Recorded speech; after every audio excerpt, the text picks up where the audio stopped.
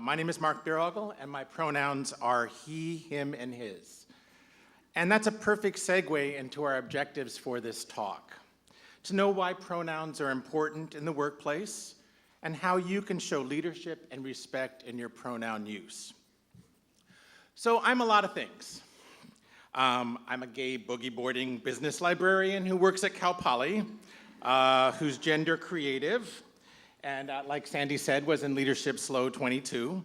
I was born a male, feel and identify as a man, and use male pronouns. But there are other people out there that look one way, but identify as another gender, or they have a more expansive view of gender. They could be trans, they could be gender creative, they could be gender non-conforming or non-binary. As a librarian, you can Google those terms, so don't worry about it.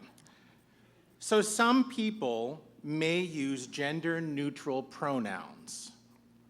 They, them, and theirs. Just as a heads up, there are many other gender-neutral pronouns, and they're listed on this sheet. You don't have to really know all of them, just know that they exist, and some people may want to use those other pronouns. So, the thing about pronoun use is how intensely personal it is. Like your name. Your pronouns are you, and everyone deserves the right to be called by their right name and their right pronoun.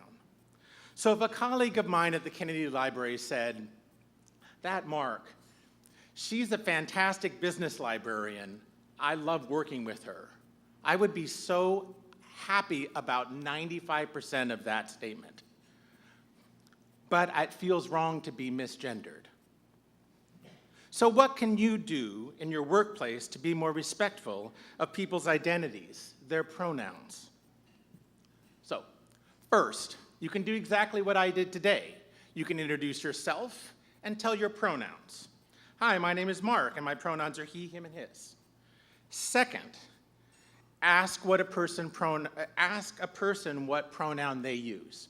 Hey, what pronoun do you use? Hey, Mark, what are your pronouns? Third, add your pronouns to your email signature.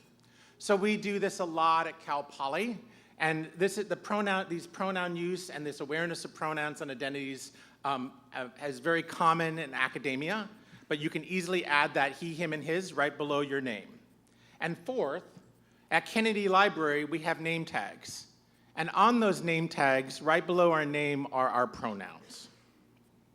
So, since I'm at Cal Poly, and we encourage experiential learning, what we call learn by doing, we're going to take a moment of that right now, and I want you to turn to your neighbor, and I want you to introduce yourself with your name and your pronouns. Now, trust me, the first time I did this, I got super nervous and nervous laughter.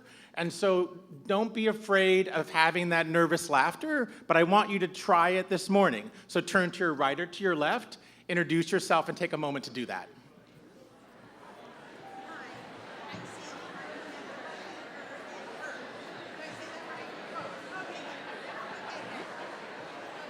All right.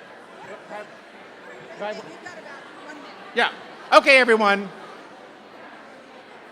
Oh. All right. So you should have introduced yourself.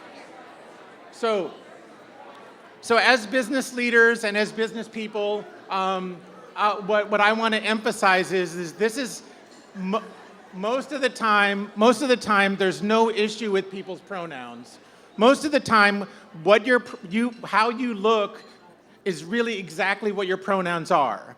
But we want to create an inclusive environment where both your colleagues, your coworkers, your boss, and your customers, all your potential customers, feel like they are respected and that their identity is respected. So that's the goal here. It's not to be punitive. It's to say, hey, there's a big world out there. We're going to include you in our big tent. So thank you so much for your time and attention. Have a great day.